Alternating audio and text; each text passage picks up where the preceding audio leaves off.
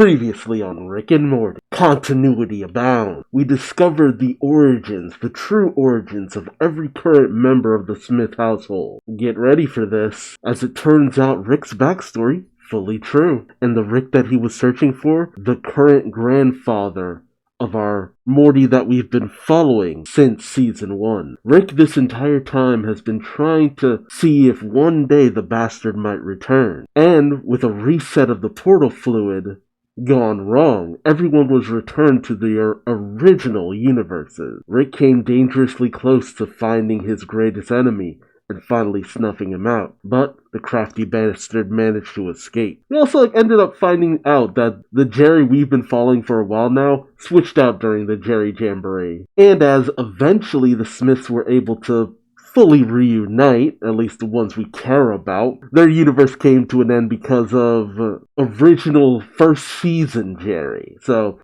leave it to Jerry to muck things up at the end. Meanwhile, Morty discovered that his original mother and sister had not survived their last encounter, with only his dad being left alive.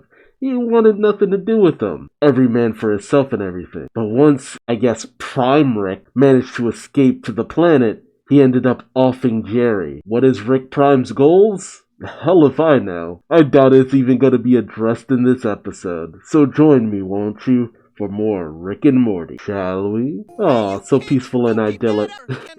Why is everyone voiced like this? Morty? Your grandpa's trying to get your attention. Uh-oh. Worship a psycho named Roy. Uh-oh. Is Morty trapped in a simulation? Oh my god. So Rick is trying to reach out to Morty. Everyone thinks it's a religion. How is Morty everyone all at once, though? Has his mind, been parsec? Lips and Chips has been taken over by terrorists. He's been splintered into NPCs? What? Blips and Chips taken over by terrorists. Power outage, reset. Morty's mind splintered into NPCs. Got it. Okay, so if they're all 1/5 billionth of Morty, how do you convince them collectively to do what? What do you need Morty to do in this situation? Oh god. A small group of alien terrorists do a Die Hard. No, I'm 17 and never seen Die Hard. Neither did the guy in Die Hard. Really? Has he really never? Has Bruce Willis never seen Die Hard? Well, considering the disease he's currently suffering with. I'm honestly curious how they're gonna get out of this one. Okay. So in order for everyone to be Morty, that's weird. Oh, okay. So there's certain details that they're not aware of. They only know the surface level stuff because they're NPCs and a part of Morty. Why would they attack Blips and Chips? Oh, whoa! This is full-on Die Hard. Weird. Make sure nobody here is doing a Die Hard. Oh god. Oh god. And now the government is attacking. Oh my god. Okay, at least one part of him is actually convincing? Weird. Oh god. Way to drop the ball. There you go. Ooh. Did he just explode? Ew. Are you doing a Die Hard? More or less. This is weirdly surreal. I'm glad that Summer's actually getting an adventure all her own, but I don't know which I care more about. The surreal existential nature of Morty being parseced into, am I saying that right, parsec? Divided into essentially a world's worth of people, or Summer having her own adventure. Hard to say. Die Hard enthusiast? Oh, he's a Die Hard obsessed dude. Oh no. So every culture develops Die Hard? Grandsonism. The world has united. Wow. I don't...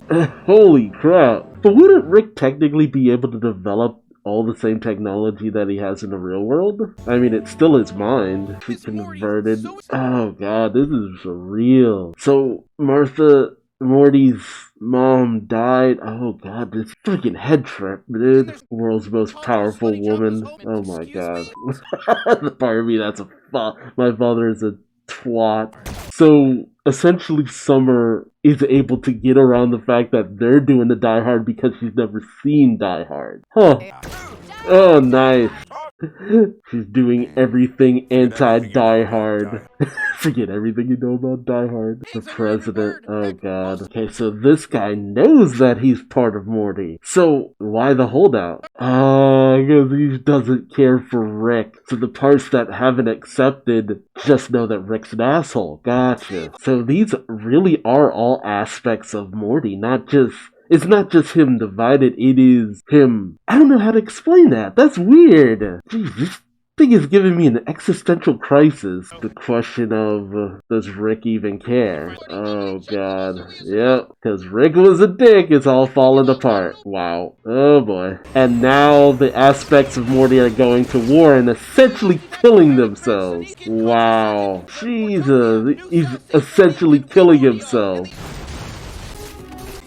Whoa, a robot, yeah. God damn, this is wild.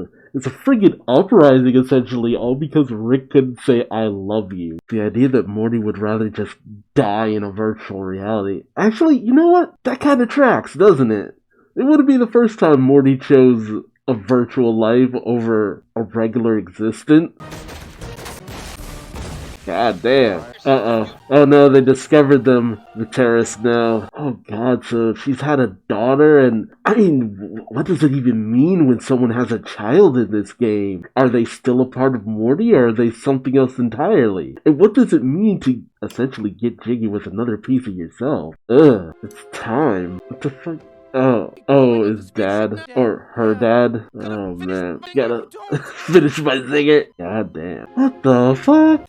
He's just almost dead. This is such a surreal thing to take in. How do I even begin to describe this? Just the implication of something like this. It is just, I mean, it essentially is the idea of like, oh, living inside the Matrix, but what if you are just one aspect of one person spread out across millions of other people? I mean, essentially, Morty has experienced growing old and dying millions of times and being born millions of times. Oh my god. Oh, shit, got him. I love this. Summer's absolute disdain and lack of knowledge of this genre actually makes her incredible. Wait, how did he know? Wait, how does she know the bad guy's name is Hans Gruber? Oh, why does he have a whole entire book? Oh my god. The Nakatomi... What the fuck? Ah, she does have a gun taped to her back! And she just saw the ending. But... I mean, is she gonna have time to do anything? Ah, nice. What the fuck is this? He ate a kid. Oh, whoa, what the fuck? What the fuck was that? Every last piece. The last game will just keep running. So, the part of him that was, what, Martha is still living in there? Is she just living out the rest of her life? I don't even know how to. So, aspects of Morty have essentially been left behind? How many aspects of him? How much of himself has he lost in regard to all of this? Like, don't get me wrong, Summer's whole adventure was amazing. That was pretty cool. And I love the fact that she got so far by not knowing anything about Die Hard, but succeeded in the end because the villain used the fact that she didn't know anything about Die Hard to one-up him because she knew about how Die Hard ended. That, oh god, some weirdly next-level thinking and just the whole Roy situation. God, the first go-around with Roy was already an existential crisis in and of itself. The whole idea of this? I mean, just the idea of, like, what parts of Morty died off over the course of the game? What parts of Morty were born over the course of the game? What does it mean to die and be born in this game? And how much of it does Morty remember? After credits thing? Yep, I hate everybody. What the hell? Brother. What?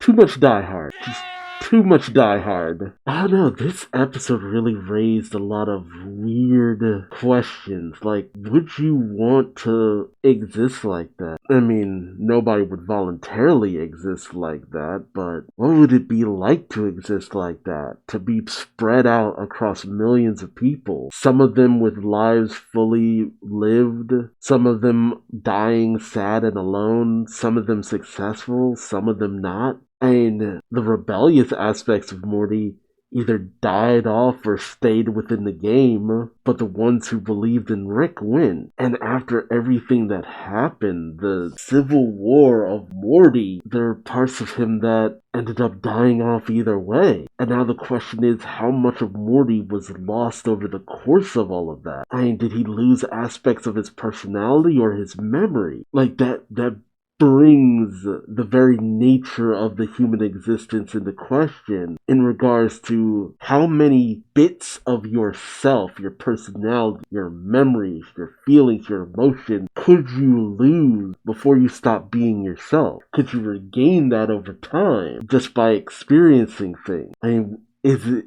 even something that could be noticed? I mean, this episode suggested that the parts of Morty that to some degree would go against Rick are no longer there. And what does that mean for Morty as a whole? Did we just kill off the aspects of Morty that have grown over the course of the last several seasons? Is that no longer an entity? Has Morty gone back to essentially season 1 Morty? Just giving in to the demands of his grandpa left, right, and center? Or with time, will that eventually be restored to him? And that one aspect of Morty, was she the only part that still lives in that game?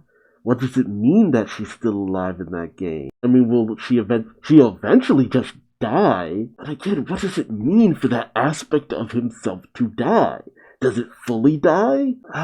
Oh, that is a bit of a trip. That is a bit of a trip. Not my favorite episode, but I love that it just gets the mind working a little bit about stuff that in the long run doesn't really matter too much, but it's a fascinating concept to think of. Tell me your thoughts in the comment section below. Remember to like, subscribe, and hit the bell for notifications so you don't miss out on the next one. And until then, I've been Duuz-Diz-Din, and I hope to see you later. Till then, bye-bye.